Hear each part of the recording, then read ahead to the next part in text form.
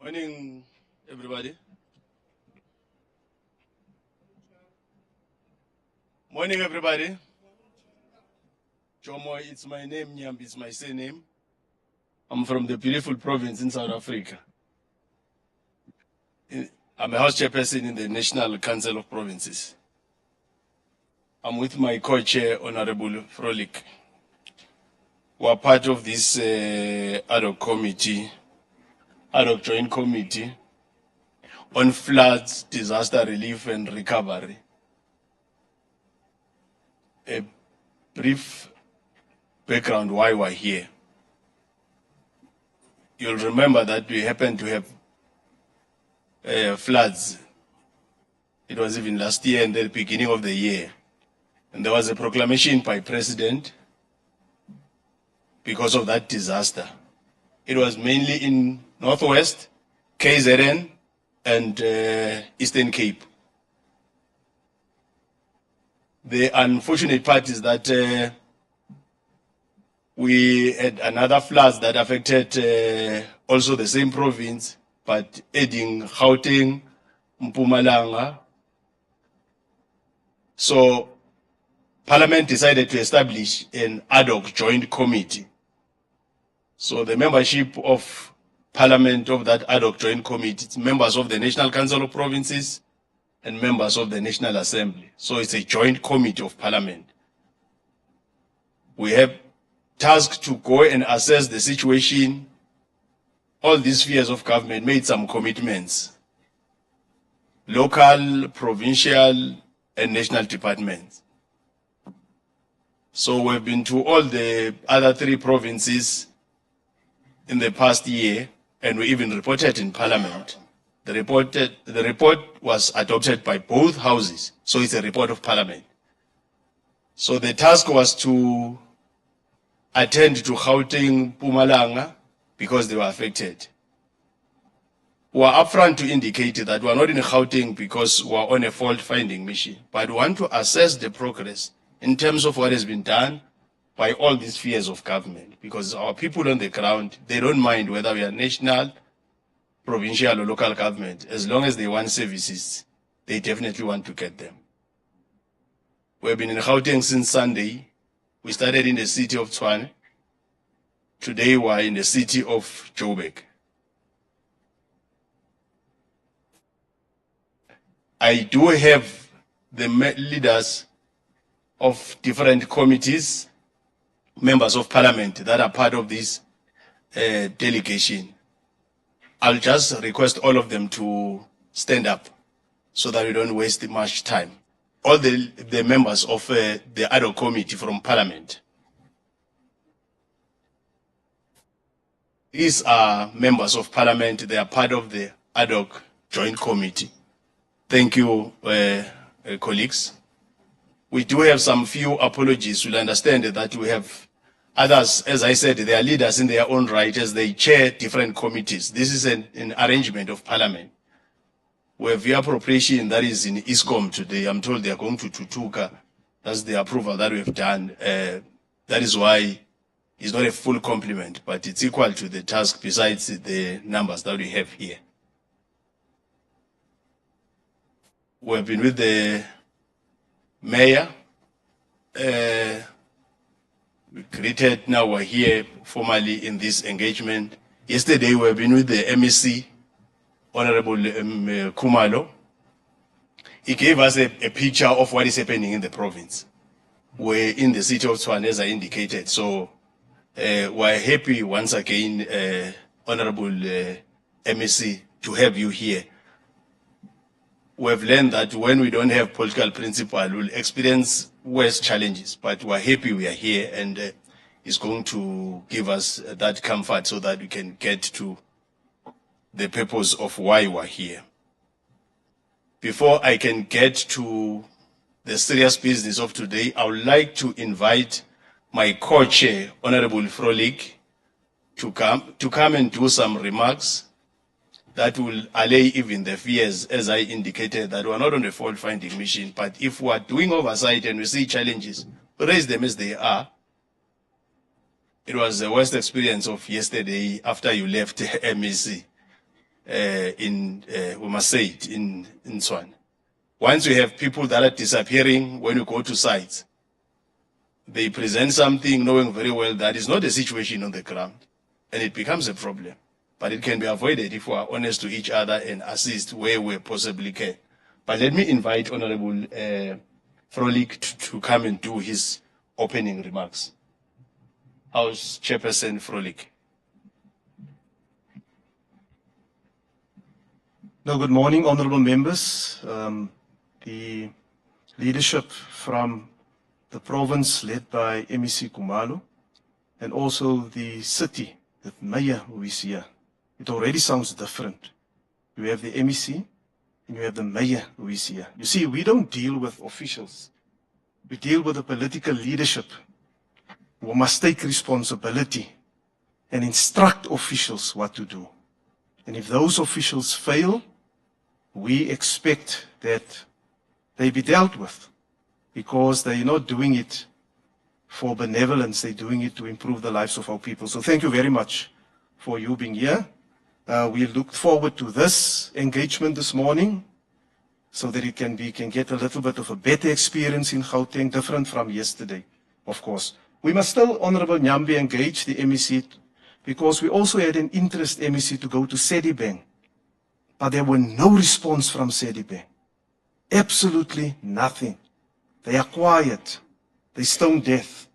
And they mustn't think that because of their silence, they will dodge and avoid the committee. So Sedibeng is also on our list. They may not be for this week, but we will come and engage them. We take serious offense if we engage the municipalities through official channels and there's absolutely no response. It can only mean one thing. They don't have a good story to tell. And that's why we must go there to find out what the real situation is. This committee was established by both houses of parliament to deal with the provinces that was initially affected and then the others that were affected later on. We reported on the first batch of provinces, that's Eastern Cape, KZN, and Northwest. But there's still outstanding issues there that we must also go and attend to. So it's the first time that we come to Gauteng. And as the Honorable Nyambi said, the other provinces that we must look at. And what we are basically looking at is the areas and the people that has been affected by the floods. There was a state of disaster that was declared. And we expect government to be responsive to the needs of the people. So while we will get these briefings here this morning, what is more important for us is to go out to the sites where the actual damage occurred, to see what interventions government at this level, local government level, and also from the side of the province have made to change the lives of our people for the better.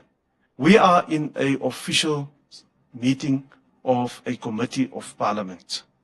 And that's why we have the parliamentarians here. Anyone else, you are guests. And like a guest, we expect you to behave like guests. The rules of the National Assembly and of the National Council of Provinces do apply. And we will not shy away from enforcing those rules when it becomes necessary. We are here to work together with you. We are not here to find faults. You must share your good experiences with us. But you must also be upfront and tell us where you could not execute and implement what you were supposed to implement. Don't let us go out there and find it out ourselves, because then it would mean that we've been misled. And it is something very serious when you mislead a committee of parliament. Secondly, if you do have other requests that you want to make, you can make those other requests, but the bulk of your presentations must focus on the task at hand, and it's defined by the floods. We have also been briefed, Chairperson, by the Auditor General on the state of municipalities. So we are coming here with an informed position, not of ourselves, of the Auditor General, on what the state of the different municipalities is. And because I'm now here in Gauteng since Saturday already, I did a little bit of background reading last night on what the Auditor General had to say in general about municipalities, including Joburg, and then also what the Auditor General said and reported on in terms of the floods that occurred in different areas, how certain things were adhered to, and where others were simply ignored and deviations took place. And when deviations take place, it becomes the cesspot of wrongdoing. As soon as a deviation occurs, the red flags go up because it means that we are no longer abiding by the MFMA or the PFMA. So we look forward to the engagement this morning. Thank you very much once again for your presence. And we now look forward to the first presentation. I see the municipal manager. And to the honorable members, when we just went out for a few minutes, we had a brief discussion with the mayor, the MEC, and the municipal manager, so that we are clear that what they will present here is what we want, and not what they think we need. So thank you for being proactive, and we will now hand over to the first person or entity that is here is of a, I see the mayor, and I believe the mayor must say something. The mayor must say something.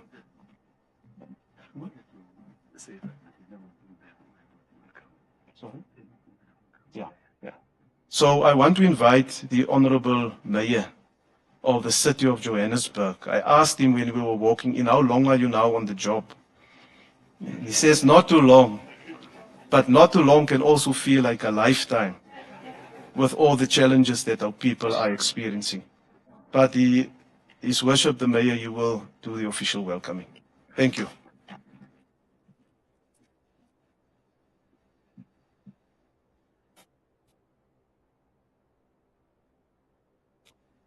A very good morning and much gratitude to the co-chairpersons of the Ad Hoc Committee from Parliament. I'd like to acknowledge the members of the Ad Hoc Committee.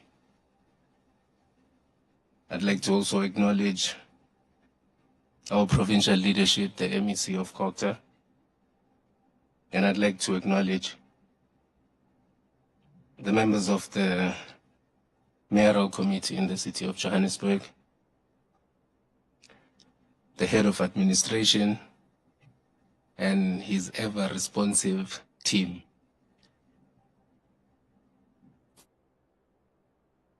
I'm only here to usher in the presentation.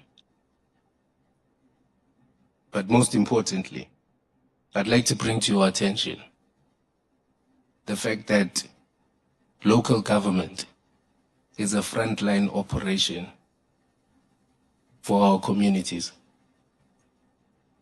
An acknowledgement from the national leadership of the country is something that we as the City of Johannesburg do not take lightly.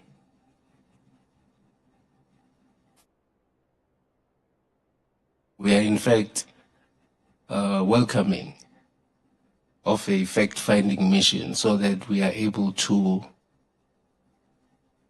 realign, restructure, and fix where matters have gone wrong.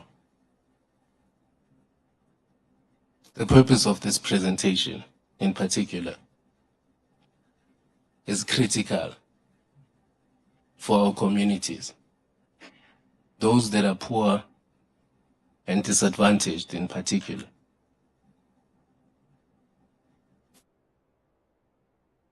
In December 2022, the City of Johannesburg experienced a second disaster. The first one occurred in 2016, again in November,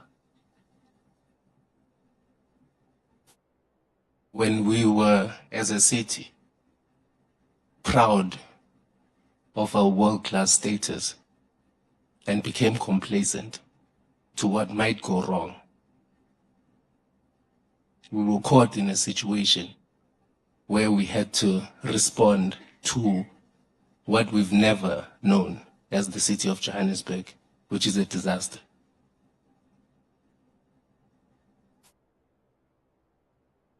As the political head in the city,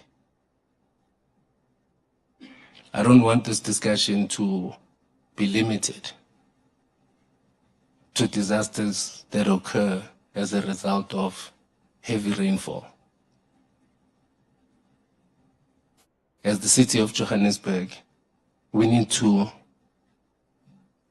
prepare ourselves with the support from both provincial and national government for any kind of disaster. Our state of readiness is critical for the country because we are the leading economy in the country. And God forbid, an earthquake were to result in a disaster that we as a city cannot respond to. I know that the Ad Hoc Committee said we must not come with a wish list. But mine is a plea for consideration that the city of Johannesburg needs to be financially empowered so that we can adequately respond to all kinds of disasters at any given point in time. The willingness and the staff in the city of Johannesburg is unquestionable. The dedication to serving our people is unmatched. But that alone is not enough. And I'm sure, as the co-chairs of the Ad Hoc Committee has alluded to the fact that anyone other than a politician is but a guest. But I believe that our guests will bring you technical information for consideration in these proposals that we'll be representing as the city of Johannesburg. I've got a lot to say, but I'm not going to use this particular opportunity because our community depends on what emanates from this discussion. So I'd like to appreciate once again the spheres of government for their active role in our country through the support they give to municipalities. The first guest that I'd like to call on is our city manager, Mr. Floyd Brink, the head of administration, to usher a presentation and some of our guests that are also part of the panel. Thank you very much, co-chairs. Thank you very much to the audience, and we appreciate you.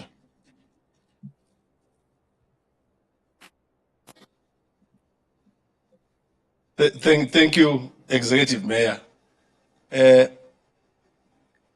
You can have a seat. It's the meeting of the Ad Hoc Committee. It's not the one of the Executive Mayor. Let's indicate that our colleagues from the legislature, if they are here, as co-chairs indicated, they're also welcome. The other issue is acknowledge and also present the support staff that we have from Parliament, people that are assisting us in terms of the technical know-how. Can all of you stand up so that they can know people that are part of this delegation?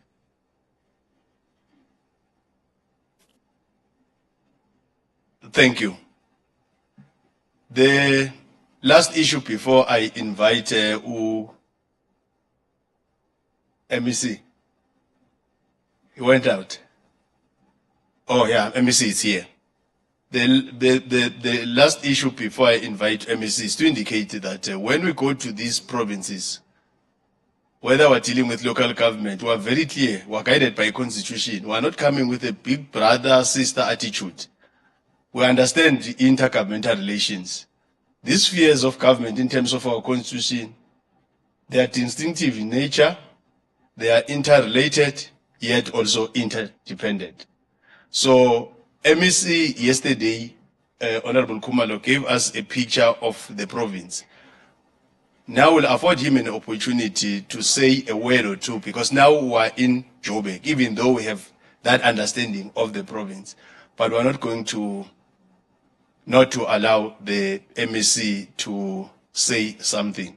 Let's invite MEC Kumalo, MEC of Kokta here in Gauteng province.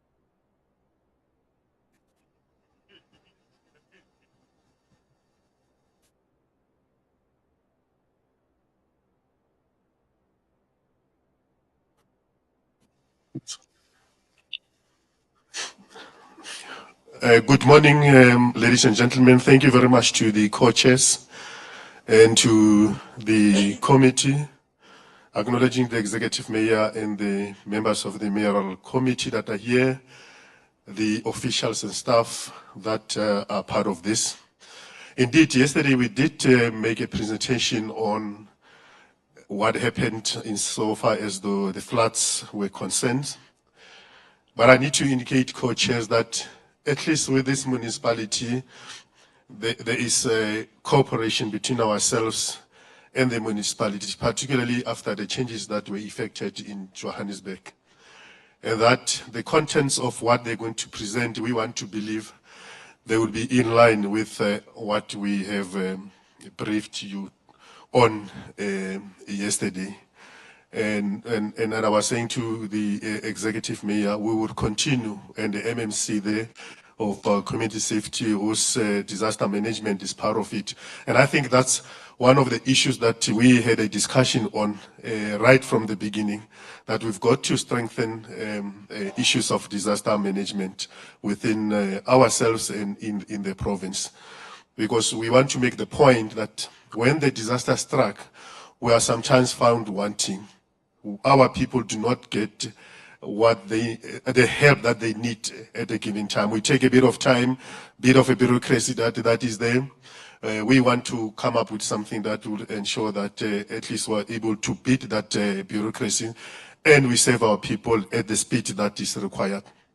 We want to further say to you, Chair, and the committee, that we will make follow-ups, or are busy making follow-ups on the issues that you picked up in Tshwane. We're already communicating with Tshwane, particularly as it relates to the people who were displaced, who are still finding themselves in the same situation that they were when they were brought in there.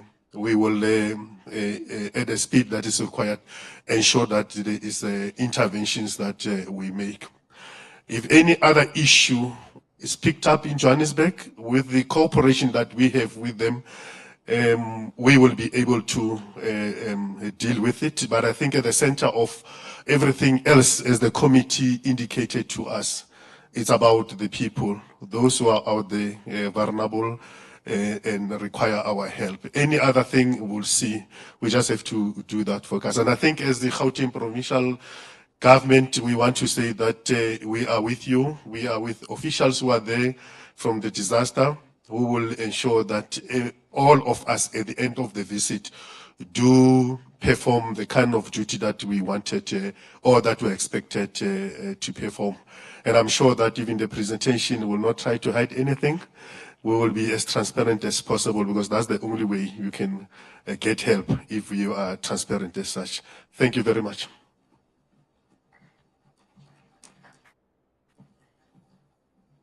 Thank you, MEC. Brink will try to also assist us to introduce MMC members that are here and the leadership of the different entities.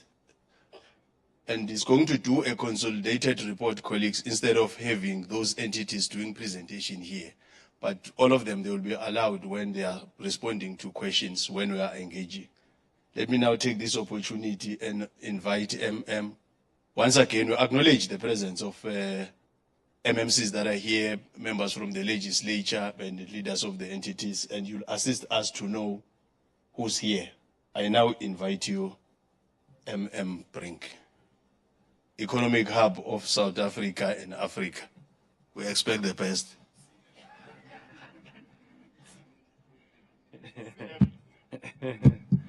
Thank you, honorable chairs, honorable MPs from Parliament, our MEC for Kokta, the Executive Mayor of the City of Johannesburg, the MMCs present here, colleagues, executive management from the provincial legislature, the entities and our core departments.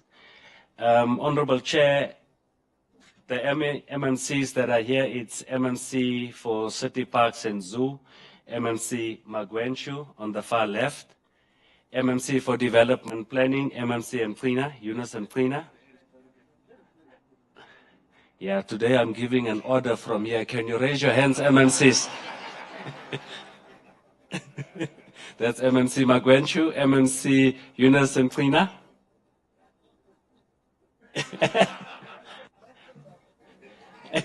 MMC Anthea Leach, MMC Mtrini Chwaku, MMC Kenny Kuneni. I hope I've not missed any MMC from our side, honorable chairs. We ensure that all executive managers are here, including CEOs and MDs. I'll request them to stand quickly.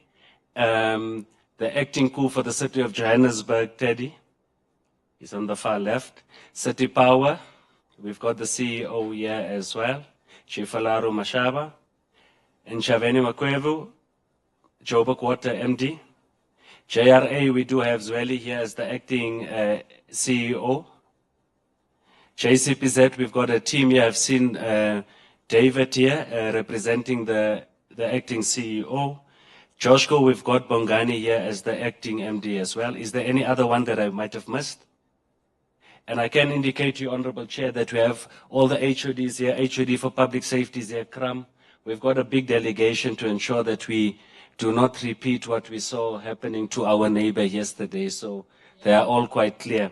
Honorable Chair, as I've indicated, we will be providing a holistic image, a consolidated presentation with all the entities, just to provide an image of the devastation that we've experienced during December 2022, indicate to you what is the infrastructure-related damages, some of the requirements, but more importantly, we will be focusing on the work that we've already done on our day-to-day maintenance and our programs, as well as the interventions and the support from the province as well as national.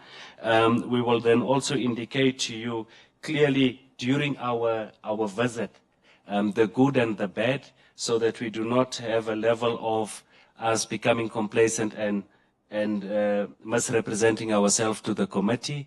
So there's a big delegation here that will then accompany you to all the sites. We will all be there, just to ensure that there's a high level of responsibility and accountability. At this point, Honorable Chair, with your permission, I do not want to hijack the meeting. I would then want to introduce Mr. Patrick Poppy. He is the Executive Director in Human Settlements, and he will be taking you through the whole consolidated presentation so that we do not have each and every CEO coming, but all of them will then be here to ensure that we respond to each and every question that you will ask. Thank you very much, Chairperson.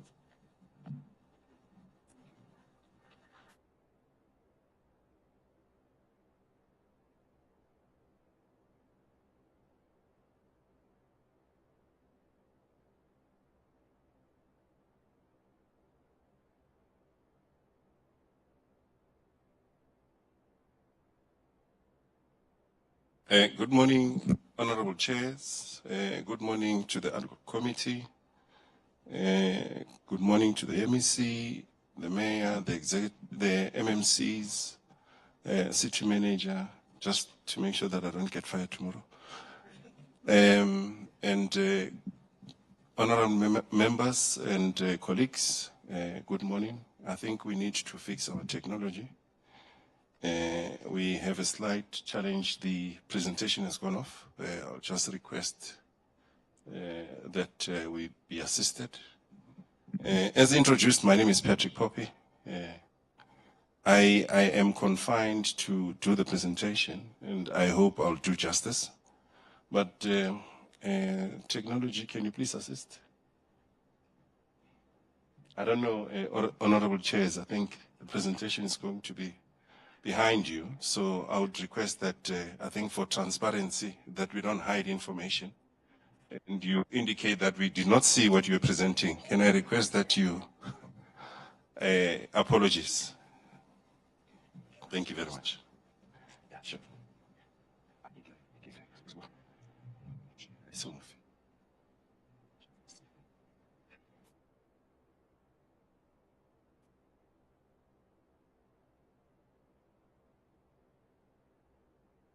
Thank you very much. I normally don't get confined to one space, so I need to behave, Executive Mayor. As alluded by the city manager, we're going to tell the truth, honorable members, in terms of what we are presenting. And please allow me to take you through the slides and indicate exactly where we are. Because as a city, we normally get surprises in terms of the floods that come to the fore without us having been prepared, but we have learned the lessons and we're going to do things differently, and the process has started already. I'm going to go through the presentation without indicating the context, but one is to indicate that there's a holistic picture in terms of the devastation that we've suffered in Joburg, and this has affected mostly our infrastructure. It has affected our stakeholders, as you know, that we've got various people who are interested or who invest in our space, as well as our communities, and the officials who had to run around to make sure that things are attended to and people get assistance in terms of what we need to make sure that they are habitable where they are. We also going to indicate our immediate interventions that were attended to, what we have as a medium term, and what we had planned for the future in terms of making sure that all our regions throughout the city are catered for, and ensuring that the 2022 disaster is dealt with in accordance to the prescripts and planned for other areas so that they are not impacted. And also to indicate that the emergency funding, which is through the various spheres of government, including National Department of Human Settlements, the Disaster Management Department, as well as our provincial and the city, we work intertwined. Hence, we were able to get what we call the declaration that the Joburg has been impacted and affected in terms of disaster. You've indicated, chairpersons, that yesterday you had a situation where officials ran away, or they presented the opposite. But I think we are going to be guided by the principles that from the book that we always rely on. John chapter 8 verse 32 says, "The truth shall set you free." And this is the truth that we are going to unfold and deliver to yourselves. We know that there's a framework and there's an act that governs the disaster process, and the policy and the framework that we are all inclined to. And we outline the strategies of the spheres of government in terms of the assistance, and we want to thank the provincial government for having worked with us to make sure that the process unfolds. But we know that there's a difference, or the scales have changed from a 50-year flood line. It's now a 50 to 100-year flood line in terms of the cushion that we need to have, and especially around our residents in terms of how we deal with issues. We've then sought to categorize our disasters to indicate the seriousness or the impact. And the red shows the impact or disasters that we may face in the immediate time or process, especially around when you have people having their structures bent, As you know that in winter we have this disaster that structures get burned and we need to react, or we need to provide assistance to our beneficiaries. But knowingly that, you know, in terms of flooding, the remote issue is that the 50-year process is still the one that is worst affecting every community or every area or municipality. And we've categorized all of them in terms of the structural fires and as well as the issue of major accidents that may occur. And we know that dolomitic issues in Joburg are not an everyday thing, but we are affected, impacted in some of the areas within Joburg, and we'll talk to those issues. We also know that the pandemic has affected everyone, and it was a once in a lifetime that we've experienced what we've experienced. And we know that there's mass events or occurrences where there's challenges within communities for various issues, and that happens in a remote and not a frequent manner. And honorable chairs, I also need to indicate that in December, on the 9th of December 2022, we experienced the worst floods that have affected or impacted on the livelihoods of people in Joburg, especially the rains that we've experienced. That has affected the infrastructure, as you see in the depicted picture to our right, or to your right and my left, that the infrastructure was heavily affected, and this has caused us to have to react, and we had to find ways in terms of how to deal with issues. And we had to make sure that within the week ending, the 16th of December, we had to assess and find out exactly which areas were affected or impacted. And we picked up that in terms of disaster management center that was set up by the city, there were issues of shelter that we had to provide temporary shelter. And we also had to make sure that we provide formal and informal structures to people who are affected by the disasters. And we had a joint operation center that has been established, and the city is very proactive in terms of the disaster management process, that we make sure that we've got a disaster management center that is organized or coordinated and executives attend so that decisions are taken, and we don't prolong or have meetings for the sake of having meetings. And we've now categorized the issues or the areas that were impacted or affected, starting with human settlements.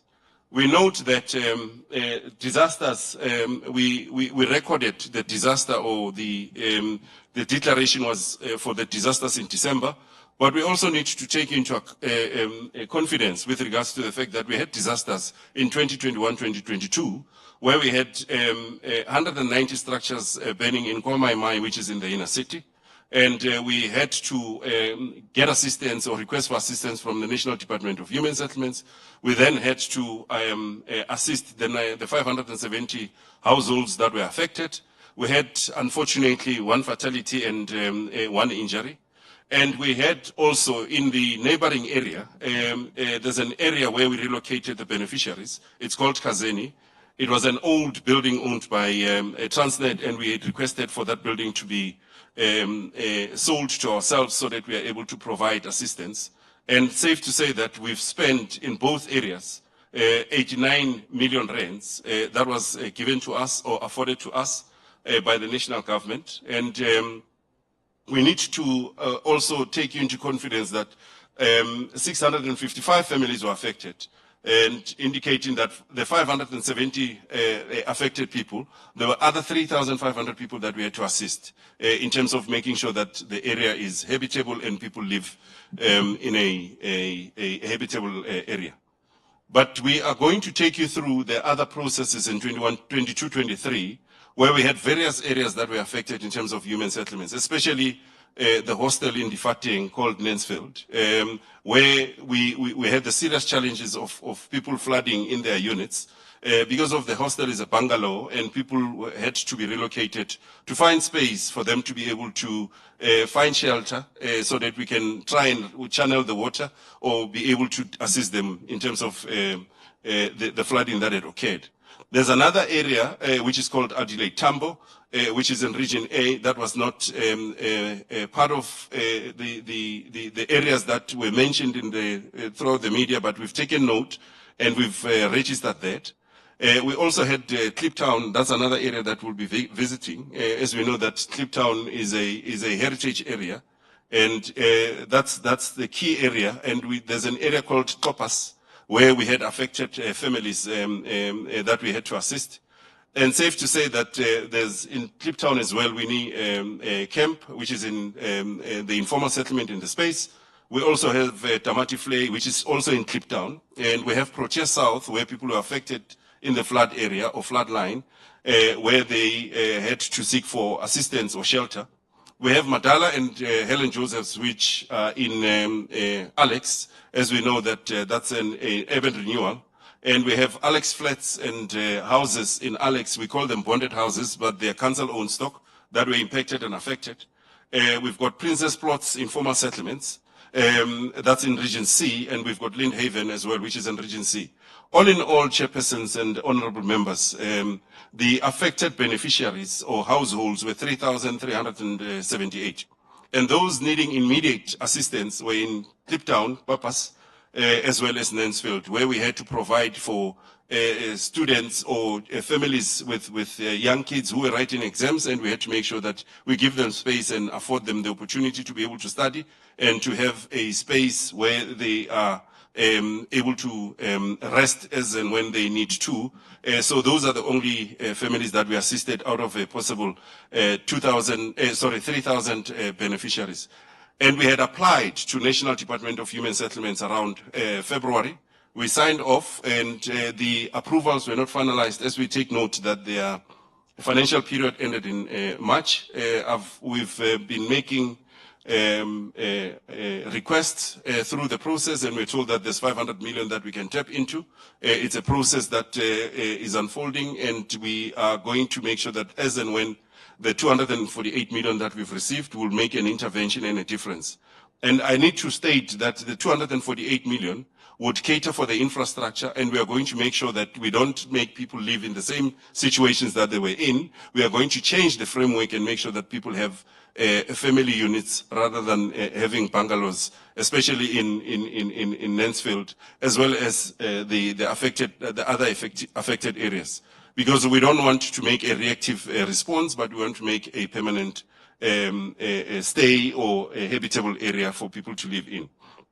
The next slides will talk to how and what has been impacted or how we've assisted the households. As I've indicated, we assisted 26 families in Difateng, and we've assisted 44 families in Kliptown. These are the areas where people were desperate and they needed assistance, and they did not have family members or people within the area that can assist them. So that was an intervention that we had to make at the time. Then as we continue in Alex, the same scenario, we had 26 flats or 26 houses that we had to temporarily provide for the families to be able to be accommodated out of the 176. And those were the only interventions that we had to make. And we used our own operational budget to assist in the absence of us accessing funding or emergency funding to assist the families who were impacted or affected. But communication has been the key factor to indicate that we've made applications and we are waiting for assistance. As indicated earlier, these are the interventions that we've made in terms of providing temporary emergency accommodation, as well as ensuring that the families that were impacted or affected by floods or affected by fires within their space, we give them alternatives in terms of repairing their structures or having to make sure that they are well taken care of. Chairpersons, allow me now to move to Joburg roads, where the floods have impacted the various areas. I can also indicate that Main Reef Road was affected, which is the westbound in terms of roads. And we also have Velgerwood, which is around the Fleurhof area where the roads have collapsed and we had trees falling off within the area and blocking area for people to be able to commute between Main Reef Road, as well as the Albertina Sisulu Road, which is in Princess Plots informal settlement. People were unable to commute purely because of the roads were damaged. And we also had Westlake, which is in Van der Linde, which is a street that was affected as well. We'll show the pictures in terms of where we were and how we moved. in terms of assisting the beneficiaries or the commuters in and around the spaces. We had Hendrik Potgieter Road, which is the area had flooded, and the area it's a provincial road that needs to be fixed. They've appointed a contractor, but the contractor has not completed or is still at a construction stage. And we also have another area called Florida Lake, which is an area that flooded as well. And we have Salt Plaiki, which is Devon Deep. The road collapsed. In Region D, we had Protea Police Station, which is in Messi Park, that flooded as well. We have Tabelle Street in Dobsonville that also flooded. We've got Tipa Street in Orlando, where the bridge was underwater. And we've got Union Street, which is in Kliptown. The road was damaged. In Region E, we had Belgrave Roads, which was affected, and people could not commute in between the area. In Region G, we had an area in the library in Lehigh that were impacted and affected in terms of the road infrastructure. Union Avenue, which is in Cavendish, Eldorado Park, the area was flooded and the road was impacted and affected in the space that people were unable to commute. We've got Vlakfontein as well. We've got Stockwell, and we've got East Road in Mansfield, which is an industrial area that has had an impact of flooding as well. Nirvana Drive, where we had issues of flooding as well. In terms of the summary of damages, honorable members, I also need to indicate that we catered for Region C, D, E, F, and G. These are the areas that were impacted in terms of the road infrastructure, where we've got culverts that collapsed, embankments that eroded, and roads were washed away. And we also had heavy flooding in most of these areas, and that traffic had to be diverted for people to be able to get to work or to go to other places where they had planned to move to. And JRA had to wait for the water to subside so that we can assist most of the beneficiaries in the space. And honorable members also need to ensure that I specify this issue that the city had to use its own resources that were planned for other projects to relook at rehabilitating the roads and ensuring that people are able to commute, because we can't go to new projects where we've got a disaster and we are impacted. So this had to affect us reprioritizing our budget to make sure that people are assisted and we don't wait and throw our hands in the air. In terms of the infrastructure, as one has indicated, I can indicate that the Klipspruit Valley, the Valley Road, which is a BRT route, and the rehabilitation is ongoing. And we've got areas where the construction has started, and it started in February 2023. There are other areas where we have not started purely because of funding and procurement processes, and we need to be assisted in terms of funding. We're not throwing this in, but it was already there in a sense that we need to rob Paul to pay Peter, and we need to have prioritization. Hence, we are saying if there's assistance that is required, honorable chairs, can we throw this in your head so that we are able to be assisted as well? In terms of the rands and cents that we require, it's 152 million rands for us to be able to rehabilitate and make sure that the roads are accessible. As I indicated, that there are pictures that would depict what happened at the time. As you can see, that the flooding had a major impact, especially around Mosquito, which is Mosquito Valley, which is in Nasia. We've got names for all of our areas, and so mosquitoes, we know that they are part of the ends that are problematic, but we've got areas called Mosquito Valley. So the area, this is one of the areas that, if time allows, we would visit so that you are able to see the difference that has been made, which is not major, but it shows that there's work that has been undertaken. If we move to City Power had areas affected, and as we know that if the infrastructure of City Power is impacted or affected, they have to rethink and reprioritize whatever they have in terms of resources and assist those areas because of it's a revenue generation process. And without electricity, people would complain, things would go bad in their fridges. And City Power, we are led by the CEO, and it's a woman, and she had to make sure that she makes a difference and cater for all the families and leave the projects that we're running to indicate that we'll do them at a later stage. Let's think of the families that are using electricity for their oxygen, for their fridges, and for other alternatives. And it's a big challenge for City Power to have been affected in various areas, including the inner city, the Lenasia, Ruven, where we've got old age homes as well, Alexandra, which is a key area, our urban renewal, road report, which is a challenge. And we need to take note, chairpersons, that when electricity is off, City Power has to act swiftly, purely because of when electricity goes down, people steal cables. And it's an added cost that should be avoided. If you don't react fast, you're going to have challenges. Therefore, the funding elements or the programs that had been planned in terms of increasing capacity within those areas, the funding is now redirected to deal with issues of day-to-day maintenance or rehabilitation of the network.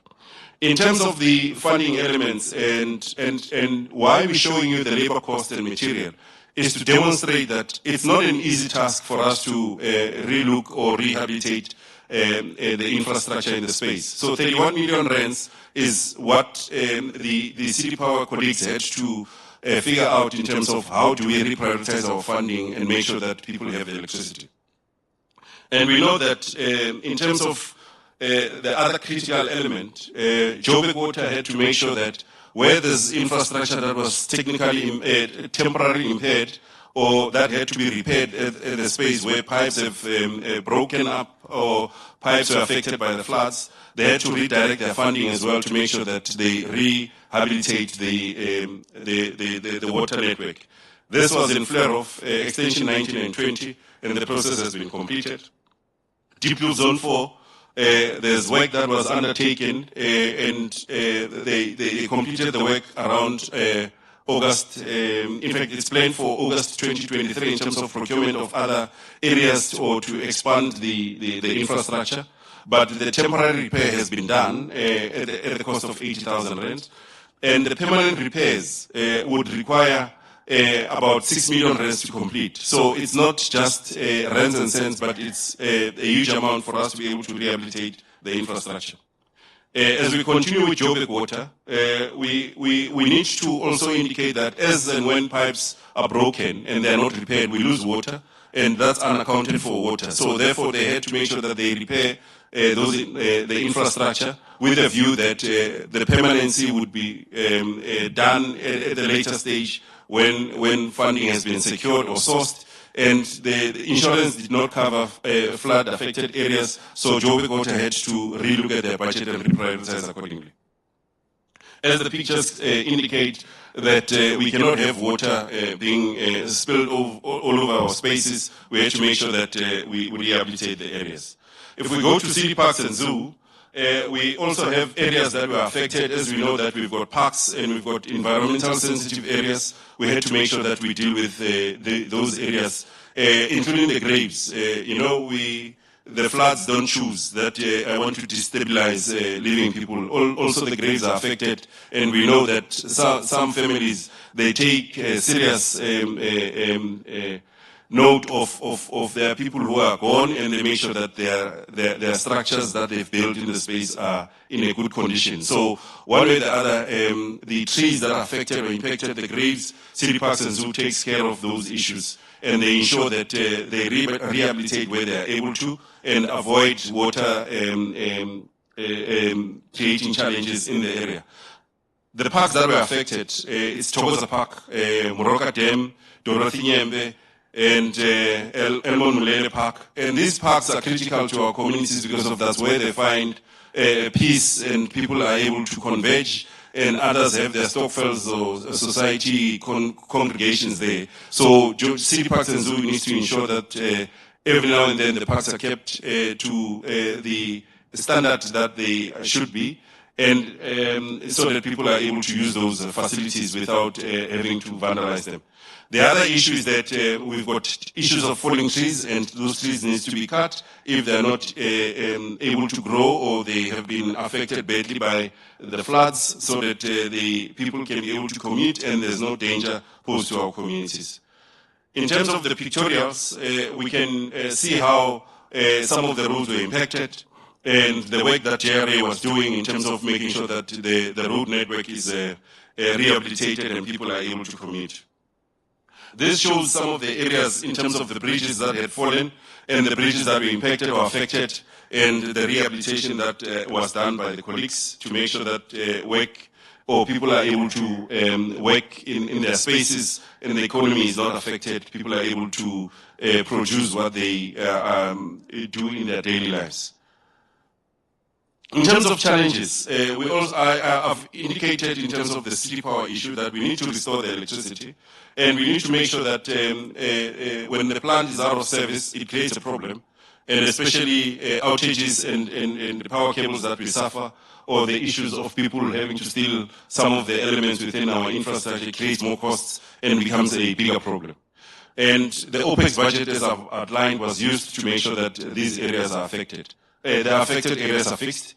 Safe to say that we did not prioritize in our space, whether it's region B or we look at the prime areas, we cater for all the regions. We gave the same level of assessment and intervention to make sure that we don't discriminate against anyone. We've learned our lessons, and our lessons are saying that during the COVID-19 pandemic, we had a JOC that was working on a day-to-day basis to make sure that we deal with issues of infrastructure, and we also deal with issues of disaster management within our space. And we've learned that the JOC Operations Center that we have and the disaster management team creates value, and there's a value chain that assists us in making decisions quickly, and we move swiftly to avoid challenges or issues of our infrastructure being vandalized or our infrastructure being tampered with because of the non-responsiveness. And we know that all the sign-offs need to happen from a regional director perspective. In each and every region, we've got a regional director who would coordinate all the efforts in terms of the disasters that have happened and the interventions that are made to make sure that we direct all issues to the acting coup, and the acting coup would have a workshop in terms of the areas that we need to affect or impact on, and decisively take decisions, consolidate all the areas for the city so that the mayoral committee is kept abreast, and when we need to redirect resources or deal with issues on a day-to-day basis, we do that. There was a report that we had to ask our mayoral committee to approve so that the disaster management process in the city is functional, and we make sure that things are habitable, and we ensure that we don't call each other and run around. Responsible people and heads of departments and entities take the responsible decisions.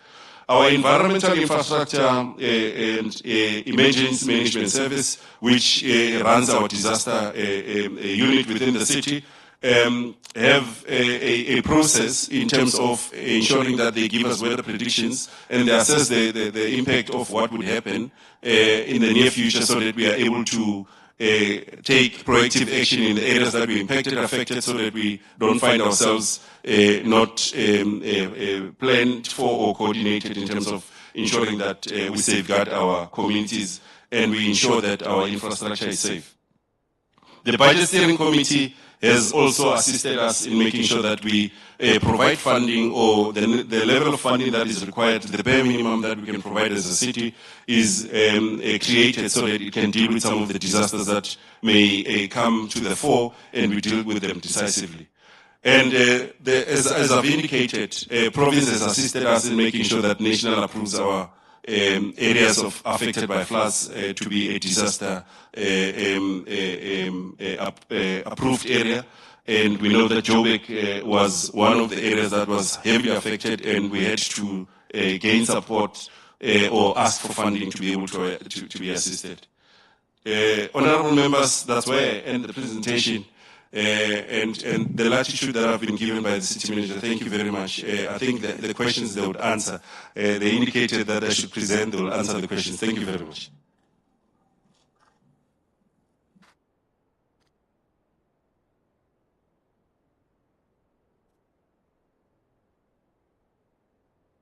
It won't do no harm to do a good round of applause.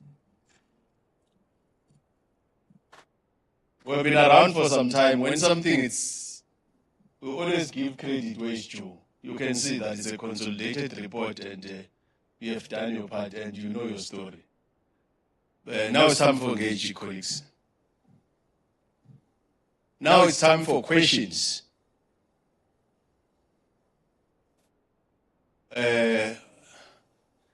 Dodov, you'll be one. Zungola will be number 2. Honorable Speech will be number 3. And Mashiko will be number 4. Councillor Gunene will be number 5. Let's have the hands. A roving mic, please. Can you have the mic here? Yeah, the first one is here.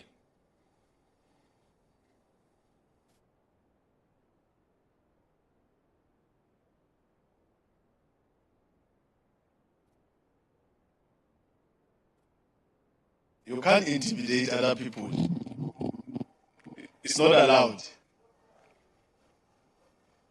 No, it's not a problem. Let's allow him to make a contribution. Thank you very much, Honorable Chair. Firstly, let me acknowledge the presentation.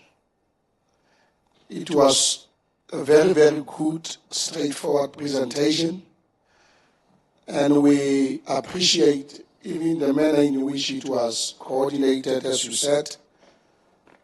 This inspires confidence indeed, unlike what we experienced yesterday. And this is what I call a modicum of good things, because the people of Johannesburg must understand that when Johannesburg sneezes, the whole country is affected by the flu.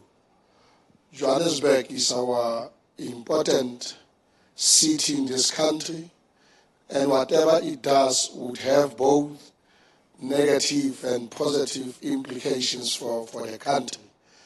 And once things seems to be good in Johannesburg, it shows that South Africa will take a very good direction. And on that score, I want to really appreciate what we are seeing here this morning. Secondly, I want to start with the road agency. I'm happy that your endeavors are to ensure that you attend to all the roads which were adversely affected by the disaster, by the floods. I was worried before I came here that in the past, you as a road agent, you had appointed a bad CEO. And as a chairperson of a committee that deals with COCTA, I was coming here specifically to Johannesburg to demand some answers in terms of how you were dealing with that particular matter and the concomitant actions that you needed to take to ensure that you address that particular situation. But I'm happy that you have not only attended to the issues as you highlighted, but equally important, you have dealt with that specific issue, because it was an issue that was problematic, because the country was watching you in terms of how you were dealing with that. And I'm quite thankful of that particular situation, Chair. Thirdly, I want to talk about human settlements. What didn't come out very clear to me is the fact that, yes, there were people affected. There were transit camps that you established. You moved quite a number of people to those transit camps. And there are those, and in the slide that you showed, about 3,000 people or so, if I'm right, were still, cases that were not yet resolved. And I didn't get in precision in terms of how you are going to go about and what is it exactly that you're doing to ensure that those particular people are catered for, because it is quite important. When such things happen, they have profound negative implications for the people. Socio-economic impacts are very serious, and they've got to be attended quite, expeditiously for the benefit of those particular people. Now, lastly, Chair, as your co-chairperson, Honorable Follick, indicated, we are not only, when we come here, we prepare quite extensively for the visit, and we look at all the parameters and areas of work that you perform. Now, the Office of the Auditor General has highlighted serious problems about your finances, are very serious. I'm aware that there's been a lot of political razzmatazz and rabble-rousing in your city, but it would seem that the situation is getting better in terms of stability, which is quite important for the success of this city, an important city, as it were, as I indicated from the beginning. Now, I think it is quite important to focus on that specific area, because it's an area of concern that if you do not sort out your issue of your finances, especially your expenditure patterns, it has an implications in terms of the work that you do, and in this particular instance, to ensure that you vehemently and clearly deal with the issues of floods, which is something that you need to deal with as and when it happens. But other than that, Chairperson, I'm quite content, I'm quite happy, and I really want to appreciate the presentation as it was that. But I think, as you know, the chair is in the pudding. We are going to check whether there is any mismatch or dichotomy between the information that we received and there was no. Thank you, Chair. I also want to join my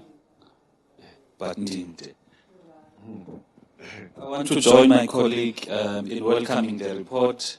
I think, Chair, it starts from the attitude from the political leadership. As you see, they are here, unlike what we saw yesterday.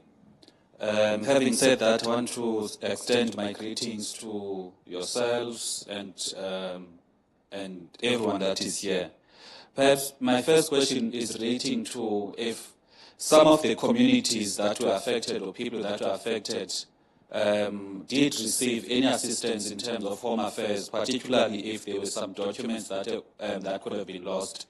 Is there a system that has been organized by the city instead of the people that are affected individually going to home affairs to receive such assistance? I saw a slide about some people living with friends and relatives. I wanted to find out, is that a permanent arrangement or there are other arrangements that are in the pipeline? Are the communities, and perhaps how many are they in the city, where they are settled on wetlands which would pose a risk in terms of should floods occur in the nearest future, and what are the plans for those communities where they are settled on wetlands? The last one is in relation to a water drainage system. Is it properly maintained throughout the city? As we know that to a certain extent, some of the floods are made worse by the poor maintenance of the water drainage system. Thank you. Thank you, Honorable Zungula. Honorable Smith. Thank you, Chairperson, and thank you for the presentations. Chair, mostly when a disaster of any kind occurs, the problem that is really the biggest challenge normally is communities and how ready people are, not ready, but what is it that how they're going to respond. Because if you get that right, I think quite a big percentage of the problem already, is eliminated. So I need to understand, and I welcome the proactiveness from the city in terms of future floods. So I need to understand the involvement of the community post the disaster, if any disaster were to occur, your public consultation processes, how people are ready and how and do they know how to respond. Then in terms of your flooding hotspots, and my colleague has alluded to that, post the disaster, those flooding hotspots at times are not being maintained, and when a disaster occurs, it exacerbates especially that particular hotspot. And I would like to understand what the city is doing to make sure that first the community is aware of those hotspots, and that post a disaster, that such a hotspot is actually maintained, and what plan is it that they have in terms of that. When the last one is, normally when a disaster strikes and infrastructure is damaged, and specifically comms like, electrical poles and things and are down, people cannot be reached. And what is it that the city is doing differently or proactively to make sure when that hits, that information gets to people and they're not cut off from the rest of the world and not knowing what to get where and how to respond and where to go. And lastly, Chair, I just need to understand if everyone that has been affected are now back, relocated or settled, or what is the situation, or maybe I've missed that. Thank you so much. Thank you, Honorable Speaker. Honorable Lesoma. Thank you very much, Honorable Chair, and greetings to the leadership of the province, led by the MEC Khumalo on behalf of the Premier and the collective, and also the leadership of the municipality, as it were. Chair, we have received the report, so I have gone through it.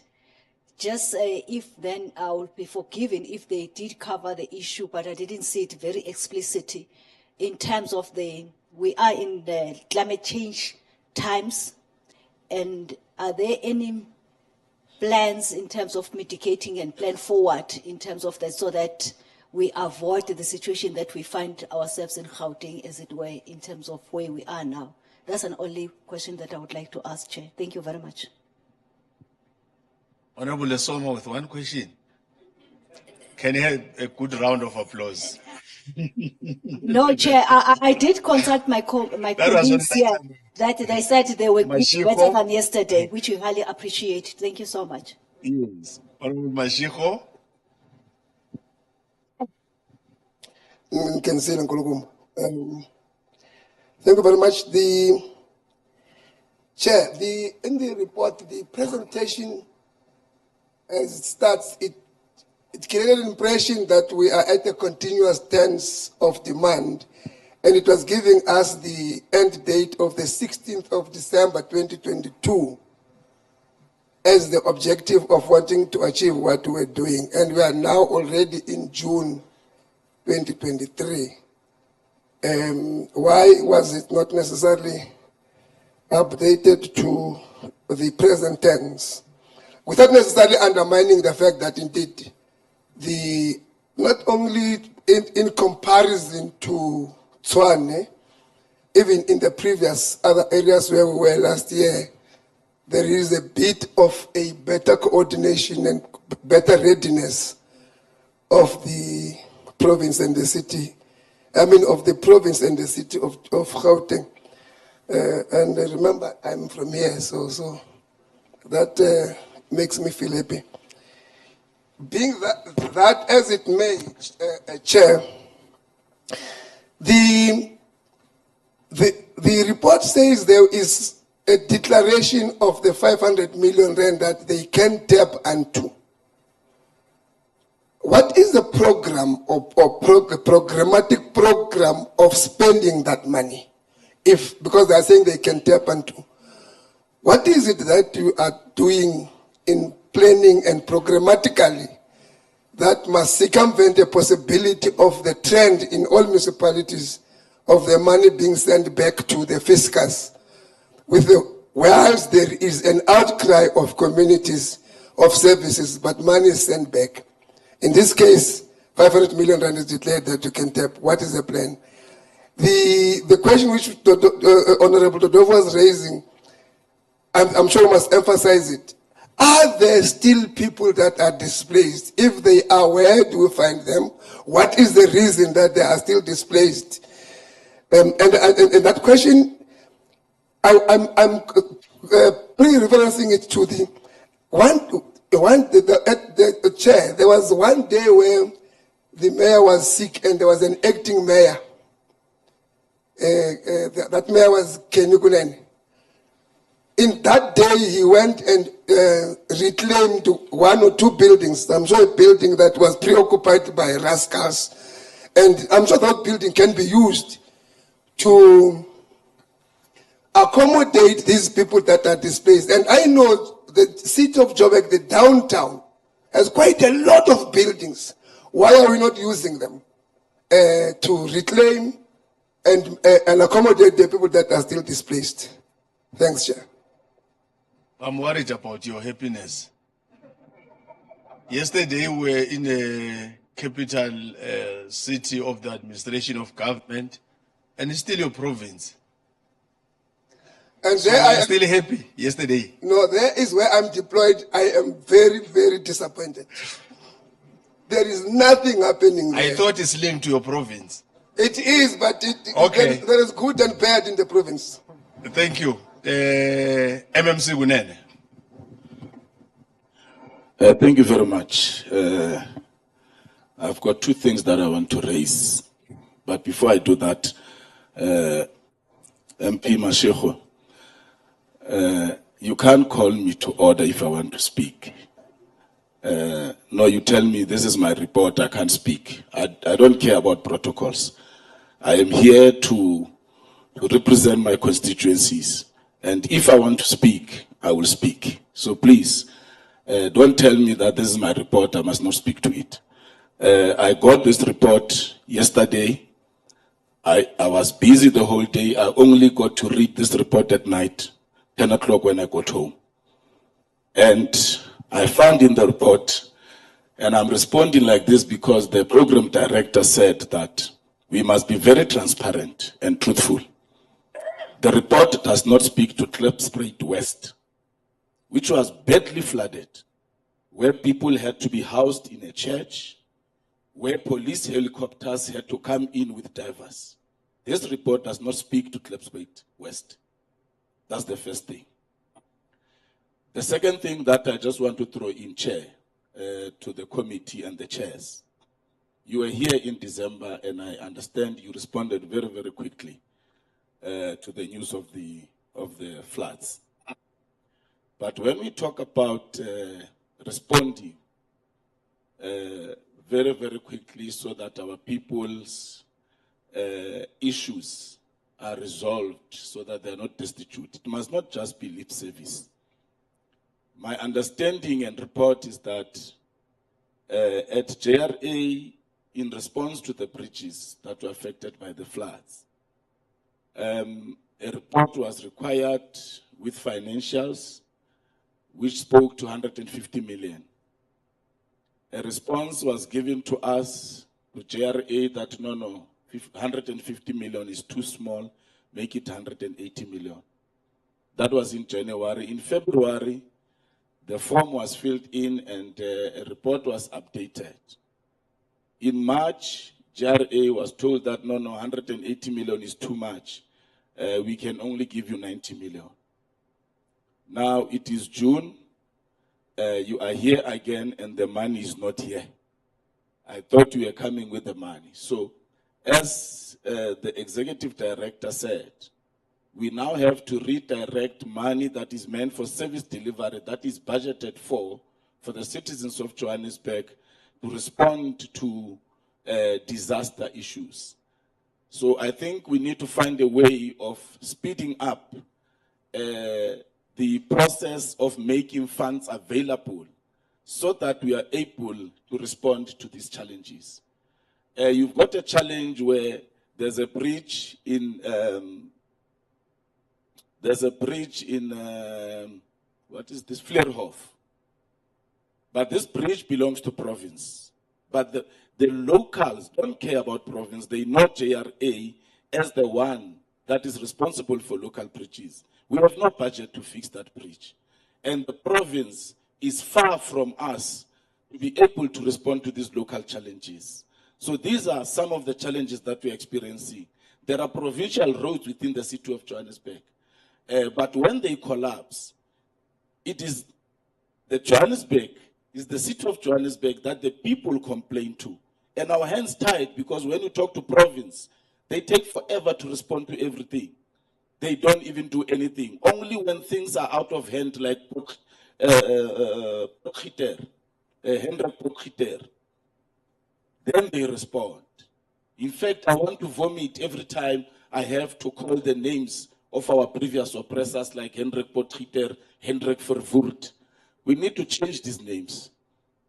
I want to vomit when I see the streets. You will never see Hitler in Israel, Hitler Avenue. We need to change the streets, and as MPs, please assist us with that process. These are the issues I wanted to raise. Program Director, thank you. Thank you. One or two issues to clarify. There's nothing wrong that you did, MMC Gunene, but there's everything wrong when you attack. Hey, stop it. There's everything wrong. I gave you the opportunity because you have got the right to speak. So there's no need to address Mashiko. Mashiko is playing with you. Both of you are from Gauteng. So the second one, the critical part that you raised, that it's a real challenge that you have to work on it. You have to have a way, MEC, of addressing it. As we are dealing with public participation, lawmaking, and oversight, the issue of monies, as there are some commitments, they are cutting, they make some commitments, and you don't see some of those commitments being implemented. That's where we come in, because we explained yesterday, MEC, that it was going to be simple now, given the advanced technology we have in the country, to connect on a Microsoft or Zoom and have this presentation. But what you get when you're in Cape Town or in a boardroom is totally different when you have the interaction and you go to the ground and see these things. That is why we're here, because we want to get to the bottom of these things so that we have some lasting solutions. MMC Gunene corrected when we made that mistake of calling a city manager MM. So we won't make that mistake again. It's a city manager. You know, these rural provinces, they don't have cities. So they have MMs. City manager Brink, you can decide how you deal with the questions with your entire team. It's entirely up to you. Can he have the roving mic so that he can start? You just delegate, or you deal with them if you want to. Oh, before city manager, let's have MEC Kumalo. MEC? I think just to help him, the political leadership wanted to comment also. So I would no, they are allowed. They can comment. For them to comment first before the technical people come in with the detail. But we are noting also the issue you are raising in terms of commitment made and the follow-up that are required. Will do so. Thanks, MEC. Let's allow the political leadership. You are recognized. No, thank you very much, leadership, and greetings to the chair, co-chair, also greeting to the MMCs and the members of parliament that are here, and everyone. No, I wanted them to probably just to make a bit of comment, and but not much really. Well, sometimes in this presentation they speak as if maybe I don't exist because this is my department. It's your presentation. It's your presentation. Don't forget. Yeah, because since we are a team, it is ours now. Yes, it's ours. I'm part of the team. The only thing that I wanted to comment on is that there was a very critical question that I appreciated, the issue: what do we do going forward to really be proactive or ensure that we are ready for the disaster that can happen. I was even talking to the MEC then. You see, if it was by me, we could have now done a study in terms of the earthquake that happened. Actually, it's called a seismic activity. It should be measured what is called a Richter scale, of which we don't have here in South Africa for now. So that says to us that with the support of yourself, I know that there is money for disaster in the National Assembly. Would have liked now to really rebuild disaster unit. When we came in as this team, we found it on the floor. There's the leadership says that now currently this leadership has approved the disaster plans, the disaster management, and all of that. So in the public safety, all these units and everything, especially the disaster, it is there, but it needs to be strengthened. We need more research, we need more interaction with the weather forecast, with the universities and all of that, and do a cutting edge, some using the technology to monitor climate change. So I heard that there's money there, but we're not getting it. Because apparently it's supposed to be 5 or 10% or 0.01, maybe the CM, he will guide me.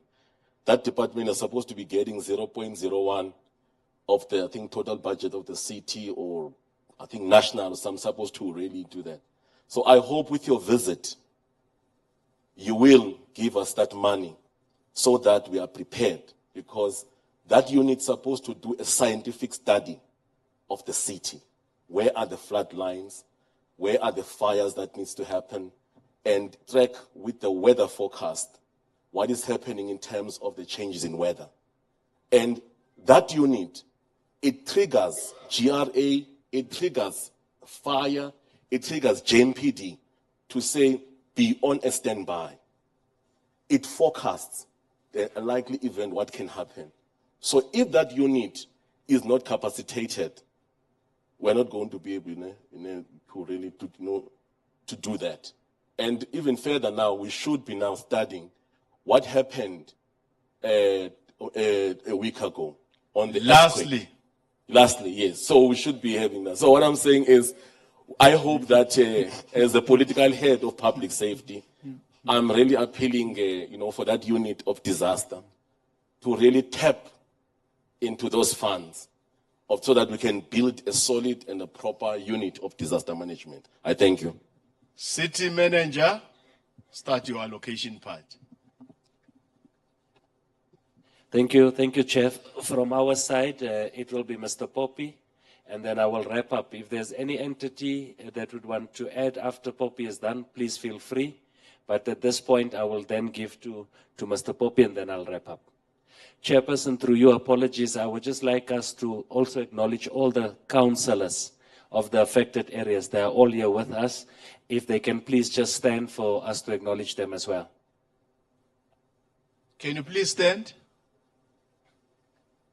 You are more than welcome in this meeting. Thank you, Chair. I'm handing over to Mr. Poppy.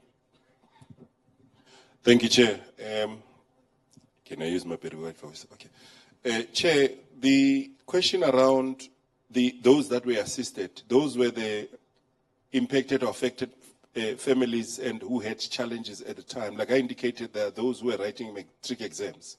And for us to tow them in and out, it was not going to assist. The balance of the families, they were moved out so that we can clear the area, and they went back. Hence the issue that we want to do a permanent process. For instance, in Mansfield, it's a wetland. We need to develop permanent structures and move those families away. The other issue is that in Protea South, and I've been mentioning this issue for the longest of time. In Protea South, there are people on the flooded area, or under the flood line. We've built what we called infrastructure at an area called Rodiport Farm, which is not far from where they are residing. It's about 1,200 sites, electrified. The only challenge that we have, the neighboring communities are saying, not in my backyard. You are not going to bring these people here. That's the biggest challenge that we have. We are fighting that issue. And it's not only that issue. The Protea South as a whole, there are those who have taken us to court for their own interests because they want us to redirect funding and develop Protea South. Protea South was not meant to be developed. We said we are going to develop Lufering, take people from Protea South, relocate them to Lufering. They are saying no. develop this other side because of their own interests. But we can deliberate and discuss it. We can share with you.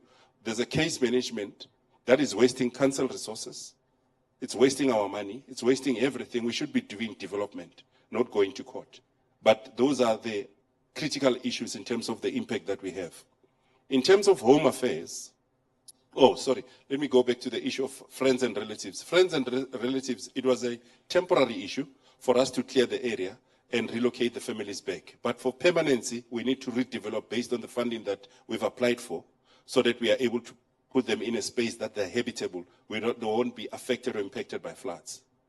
The other issue is that the 500 million that we want to tap into, Honorable Member, we are ready.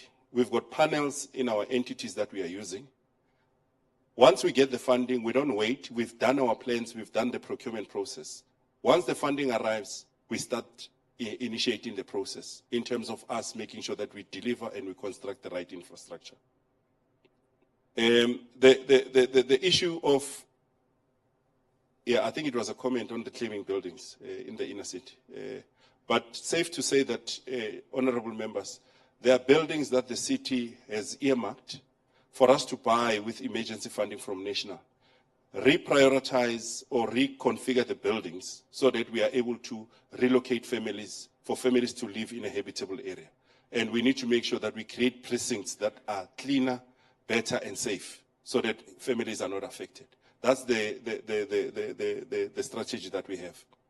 In terms of home affairs, when a disaster strikes within the city and we know that there are issues, disaster management would engage with Home Affairs. Home Affairs, they will bring in their trucks so that they're able to assist those that are affected or impacted by the floods. Hence, the matric children that were in the disaster-stricken areas were able to write their exams purely because of they got temporary IDs. Thank you, CM.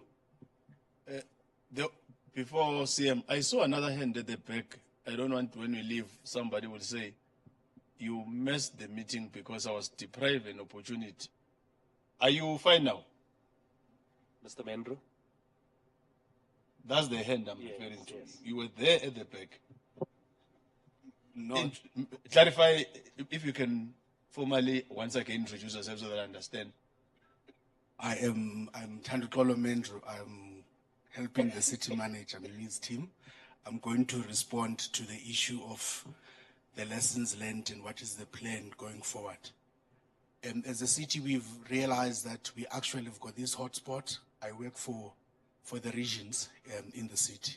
So we have developed what is called augmented field service program in the city, where we actually allocate general workers per ward 10 each. In Region E, where we are starting, which is our disaster hotspot for now, to augment the work that the regional disaster group is doing through MMC Tshwane. We are actually we are applying for funding to develop what is called community-based disaster preparedness. We are putting funding through Treasury, and those are actually going to be community-based disaster people that are going to identify in a particular community, block by block, people with special needs, identify who's actually staying in that particular ward or in that particular block, and actually train people to be able to respond very quickly to disasters. And that is the practical element of how we actually deal with disaster. So that EMS, when EMS arrives, they've actually got an idea of who is in that block and what do they do, what special requirements do they need, so that if there's any rescue mission that is undertaken, EMS has got the information in front of them on JMPD as well. So we are actually in that process in the next 3 years, where we're actually going to develop in these hotspots community-based disaster preparedness projects, and people can be able to respond. Thank you. Thank you. City Manager Brink. Thank you, Chairperson. Mine is more on the softer issues that were raised with regard to the Auditor General. Indeed, we do have issues in the city. We had one entity that received a qualified audit opinion, which is Joshko. We've put in plans in place to ensure that we turn it around in this current financial year to bring it to an unqualified audit opinion, even if it's an unqualified audit opinion with findings, but we do have a clear plan in place. Some of the other issues raised by the Auditor General links to contract management, procurement systems, and so forth. We will be rolling out our e-procurement system. So we are going live electronically on our e-procurement system to ensure a high level of integrity and transparency within our systems from 1 July. Issues with regard to cash coverage and our ratios is what we are attending to.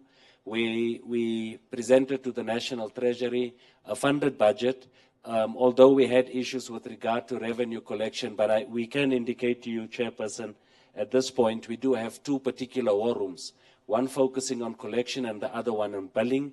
Billing, we are also focusing on our provincial departments and other spheres of government that owes us.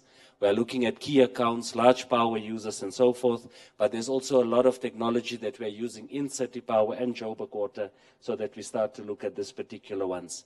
The JOC is something that we focus on in our public safety department under MMC Tshwane. It's really to focus on issues with regard to preparedness and our responsiveness, working very closely with our ward committees in particular wards in order for us to then capture that. Chair, there was a question with regard to what is it that you're going to do in terms of climate change and so on. So we do have a climate action plan. It's implemented through all our entities going forward. We are a member of the C40. So whatever it is that we are doing, it's always a focus on sustainability in terms of not just only the environment, but also social and the economy. So I think with regard to strategic documents and the plans that we have in place. There was also then a question with regard to funding request and whether you've got the capacity to spend. Indeed, we've got the capacity to spend. We've got different implementing agents, the JDA, JOSCO, JRA, JPC, but of recent also City Power, where we're going to do work through IGR, where the provincial departments will now appoint City Power to do some work on behalf of the province. And that for us, Chair, we must indicate to the MEC, it's a big breakthrough for us as well, working with the province where we become also their implementing agent. The one with regard to hijacked buildings, we do have a department in our forensic department focusing specifically on hijacked buildings. We are now also submitting documents through to the public protector because they've also approached us to work with us on this particular, and I think we can then have an offline discussion on the work that we are doing in terms of our hijacked buildings, linked to our program in terms of our inner city rejuvenation program. Chair, I think that for us, if we've missed anything, please guide us, then we'll respond. But those are the questions that we took note of. Thank you very much. Thank you. The best way of dealing with the other issues that you still have to attend to, as we'll be going to different sites, we get an opportunity to raise those issues as follow-ups. And once on site, we are more practical than here. So let's agree that we want to spend much time on the ground than being here. And for us being here was just to get a sense, and we are more satisfied about what we have presented up to this far. I'll just now invite Co-Chair Frolik to do the concluding remarks and explain the way forward as we are going to the sites. We indicated that when we go to sites, if a person is given information that is wrong, that's where they will disappear. You won't see them when you go to sites. We hope it's not going to be that experience of yesterday. It's not only in Gauteng. We have been together as this committee for more than a year. Since last year, as we indicated, MEC, that we presented a report when we started in KZN, you'll remember we lost almost 500, more than 400 people. Some are still missing to date. They have not yet been. And those families, to have that closure, to have those counseling, and when you meet some officials and you don't have political principle, it becomes a problem when you talk of numbers, yet you are referring to people. These are human beings. So that is why it's a very, and it creates a problem when you want to play your part, and some people will feel we feel we are not playing the ball here, we are playing us. And yet we are trying to make sure that those people that all of us represent, because these people, sometimes we belong to these parties, but it's not so much of an issue to these people, man. So we are at the level where we're inviting my brother, concluding remarks, and guide us from here to the ground. But personally, I'm satisfied about what was presented here. Honorable Frolik.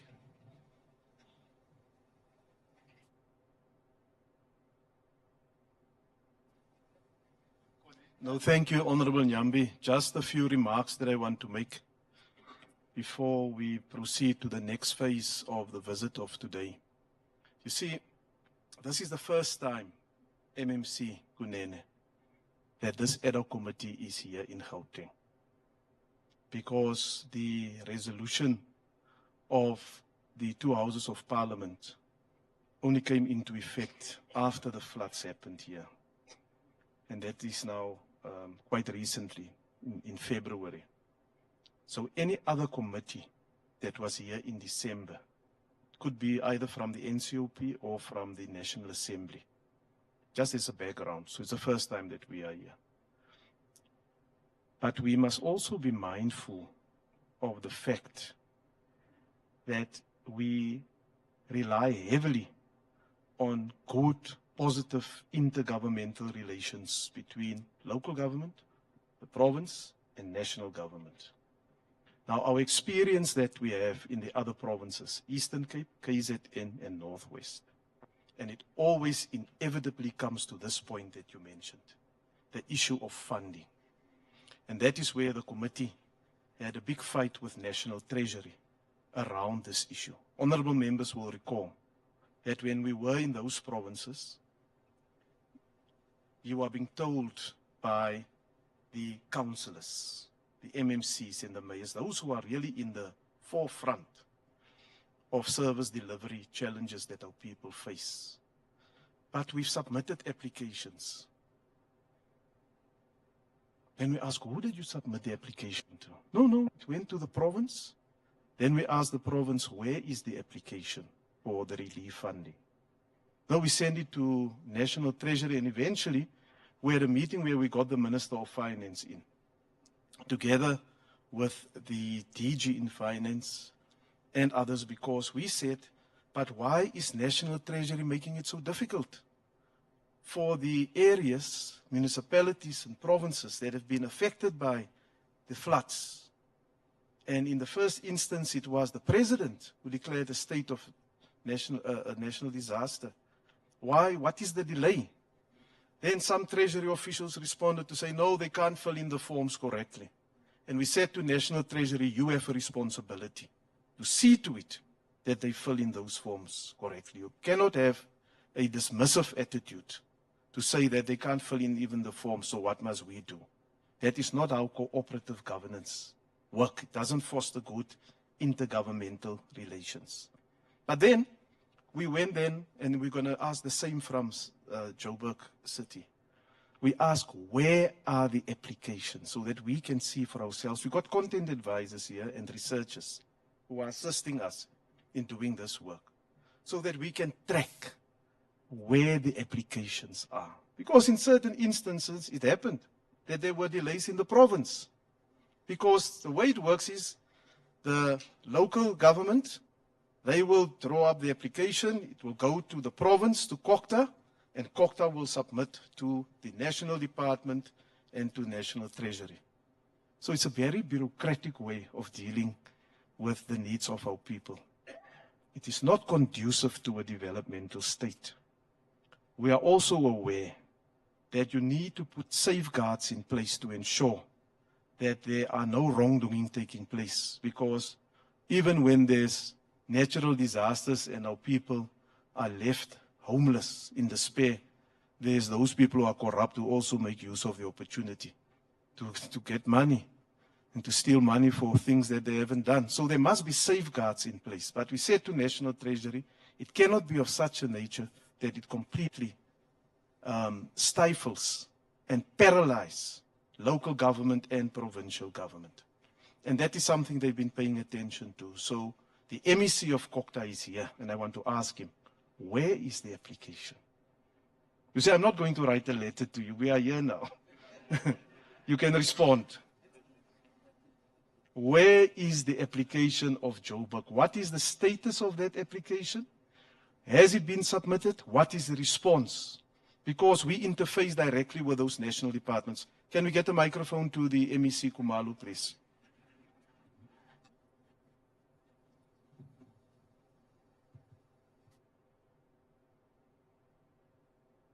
Thank you. Thank you very much. You will recall that in our report yesterday, we did reported on the fact that we're working with all municipalities and that all municipalities have, in fact, we have quantified all the damages and so on and put them into rands and cents. And that we have a sense of what the province is requiring. Where we are now is that all of these applications have been submitted to the National Disaster Management Center, which center has to coordinate through COCTA to submit them to the Treasury and so on. So, safely speaking, all applications have been submitted at the national level. That's where the issues are. When was it submitted? More or less? More or less, I think around March, April. March, April, between them. Thank you. You see, you had an earthquake in the meantime. That could have also been devastating, and thanks God, it was minimal. But you see, this is the problem that we're facing, is that from the point of submission, what happens next? It can't take 3 months for the National Intervention Center and National Treasury to process that. And that is why municipalities are dipping into their own budgets, because National Treasury also have the attitude to say, no, use your existing funding. Now look where we are now. We are now towards the end of a financial year, and then new allocations must be made. So it puts municipalities really on the back foot, because you have pre-existing projects that must now be stopped, halted, or delayed. And those communities were told, right? They were told, we've prioritized this through the IDP, we are implementing it, and now the project must stop, because funds must be diverted elsewhere. But we will take up the matter and we'll ask you to provide those details so that we can accelerate that process. But it is something that this committee have also recommended in the last report on the 3 provinces, that in terms of, and the president calls it agility, there needs to be more agility in the responsiveness of government, because the one sphere of government depends on the other sphere of government, right? And that is why it's good to have the political leadership here so that we can engage at that level. That's not for officials to be seized with only. Then the MEMC, the former member of parliament, who now has a department over which he has oversight, he tells me he enjoys it so much. He enjoys it so much because he can see he's in charge of a department politically, so that things can happen. And also, MMC, if it doesn't happen, we come back to you. You see, not to the executive director. You mentioned an important point, and it also links with climate change, and that is the disaster centers that needs to be put in place. And as you are aware, we are currently processing the climate change bill that will give specific responsibilities to each sphere of government. And amongst that is early detection and also warning our people as to what will happen. But not only that, it is to put mitigating and adaptation measures in place beforehand, so that as the city the city manager, as you do now, new planning, new infrastructure projects, you must now not wait until the bill is complete to factor in these things, because then you are now building for disasters, not to prevent damage to infrastructure. So that is coming. I think the National Assembly is now basically concluded their public hearings. They are processing it, and it will go to the National Council of Provinces. But there's another body in South Africa, and they came to do a presentation to us in Durban, in Tshwane. the Council for Geoscience. And I recommend that the city immediately make contact with the Council for Geoscience, because the Council of Geoscience can predict, based on the different, if it's earthquake, seismic activities, flooding, flood lines, everything. They can tell you.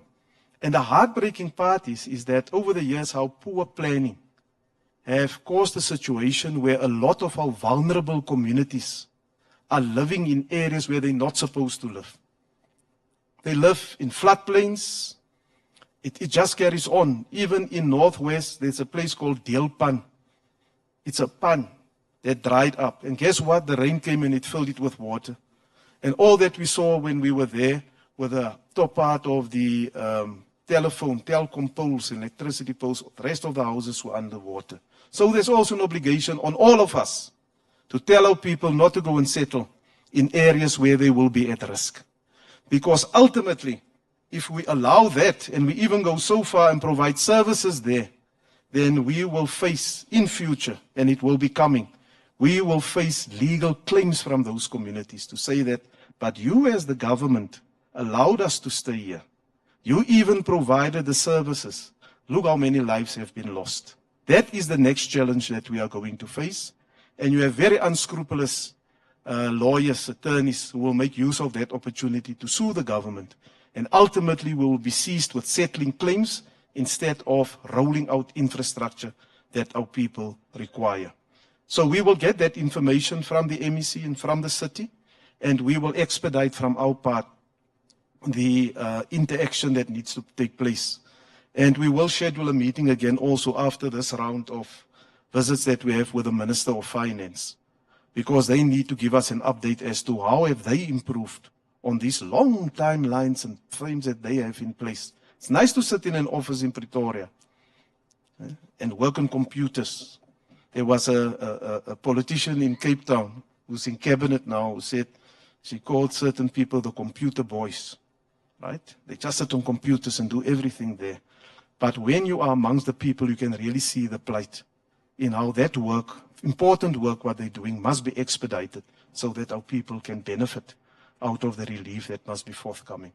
So I want to thank those who made presentations and interventions this morning. Thank you very much for those interventions. Give us a clearer understanding of what is happening, and we look forward now as we go out to the sites that we can see the work that has been done and still where work needs to be done. And if there are challenges, the people will tell us. You see, the people don't care who you are. They don't care if you're from national, from provincial or local government. An issue that affects them, and they say it as it is. So don't take any offense this afternoon. And don't go into a mode where you become defensive if the people start saying things that you don't find is not nice, not good to hear for the ears. But thank you very much. So we will proceed now. We're in the hands of the coordinators of the committee secretary, so that we can go into the next part of the program. Nola, you will advise us as to what is going to happen next. So we're leaving now immediately for Meadowlands. Thank you very much. This meeting is now adjourned. Thank you.